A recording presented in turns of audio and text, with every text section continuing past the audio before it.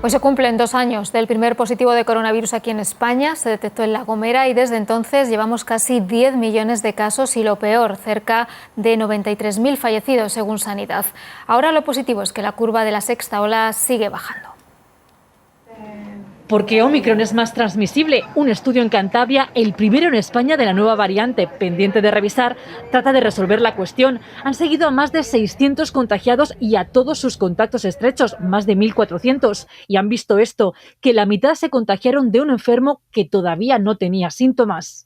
Gente cuando inicia síntomas se protege, por eso tenemos una transmisibilidad similar en domicilios y en cambio vemos una transmisibilidad mayor en el ámbito social y laboral. No es bueno porque uno puede estar contagiando muy fácilmente sin siquiera haberse dado cuenta ni haberse hecho un test. Otro dato interesante del estudio es que la mayoría de los enfermos contagian un día antes de empezar con síntomas y hasta 3 días después. En ese sentido, las medidas de prevención ganan importancia y las de control, como las cuarentenas, explican los autores, se podrían replantear. Resta eficiencia a los aislamientos. Se pueden plantear, si esto se validara por parte de otros países, el que se aplicaran estrategias similares a la de Reino Unido. Aislamientos de 5 días si van 3 sin síntomas. Desde el CSIC apuntan a la posibilidad de cuarentenas selectivas, analizando caso por caso. Dependiendo de qué variante estemos hablando y de qué tipo de persona. Por ejemplo, gente no vacunada es mucho más fácil que contagie que gente que está vacunada. Explica que para ello sería fundamental reforzar la vigilancia de variantes. La vacuna contra el coronavirus de la empresa española de IPRA está a punto de alcanzar la última fase del ensayo, es decir, la fase 3.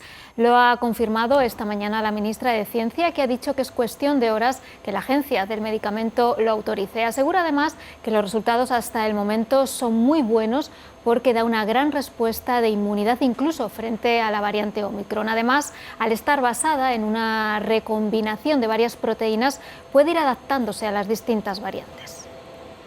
5 personas han muerto esta noche en un accidente en la A7 entre 4 vehículos. Uno de los fallecidos es un hombre de 87 años que conducía en sentido contrario. Han muerto también una mujer de 89 y 3 jóvenes de 18, 20 y 21 años. Hay 3 heridos graves. Hoy vemos el momento en el que una treintena de ganaderos asaltan este edificio de Lorca, en Murcia, donde el ayuntamiento iba a debatir la moción que limita la construcción y ampliación de granjas de porcino. Han roto el cordón policial, han llegado hasta la sala donde el alcalde estaba reunido con representantes del sector. La policía ha conseguido suspender el pleno al no poder garantizar la seguridad. Juicio en la Audiencia Provincial de Madrid al conocido como el pederasta de Instagram. Está acusado de abusar de casi un centenar de menores y podría enfrentarse a una pena de más de 1.300 años de cárcel por más de 300 delitos. Engañaba a sus víctimas, todos chicos, a través de las redes sociales, haciéndose pasar por una joven. Así se ganaba su confianza y conseguía que le mandaran imágenes de contenido sexual y llegaba a tener en ocasiones relaciones con ellos. Hoy se le acusa de 300 delitos de 12 tipos diferentes: pornografía infantil, abuso sexual y ciberacoso, entre otros. La Fiscalía pide más de 1.300 años de cárcel por abusar presuntamente de casi un centenar de menores, pena que podría reducirse si reconoce los hechos y declara que tiene una desviación sexual, estrategia que cree que seguirá una de las acusaciones particulares. Los socialistas se vuelcan para movilizar a sus votantes y convencer a indecisos. Hoy en uno de sus feudos, Miranda de Ebro, ha estado la ministra de Transportes. Allí el PSOE sacó mayoría absoluta en 2019. ¿Cómo van esos ánimos? Bien, la campaña y hay que apretar. Recuerda que están en tiempo de descuento y desde allí acota la fecha de estreno de la AVE Burgos. La previsión es que se pueda producir la puesta en servicio durante este primer trimestre. Estamos realizando las pruebas y por lo tanto esa es nuestra previsión. Casado, en Guijuelo, ha querido dejar claro su apoyo al sector primario. La calidad de nuestros productos, nuestros ganaderos no tratan mal a los animales. Y ha vuelto a pedir el apoyo de los castellanos y leoneses para que les permita gobernar en solitario. Queremos un gobierno en el que Alfonso Fernández Mañuco tenga las manos libres para aplicar un programa en unos momentos claves para Castilla y para León. Critica que Vox se presente a estas elecciones. Tampoco entendemos muy mucho como aquellos que dicen que quieren acabar con el Estado de las autonomías se presenten unas elecciones autonómicas. Pues si no te gusta el Estado de las autonomías, pues no defiendas unas elecciones autonómicas.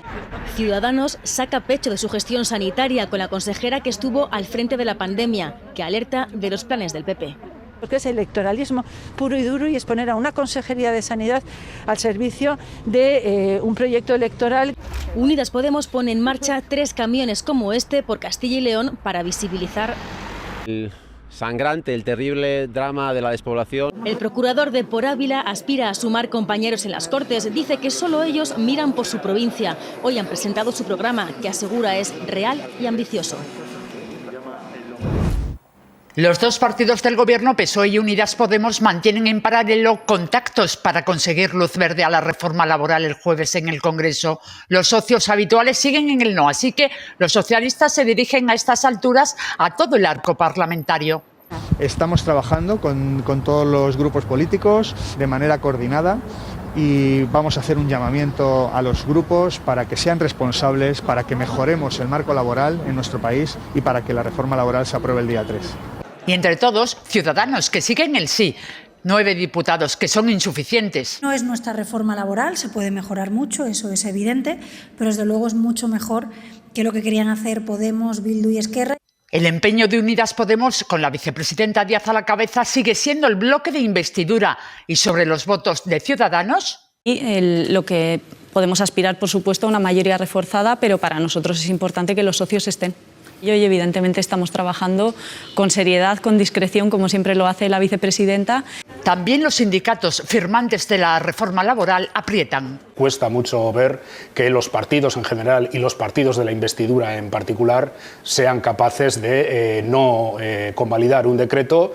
Lo que permanecería sería la reforma laboral del Partido Popular, a la que le hicimos 2 huelgas generales, ¿no?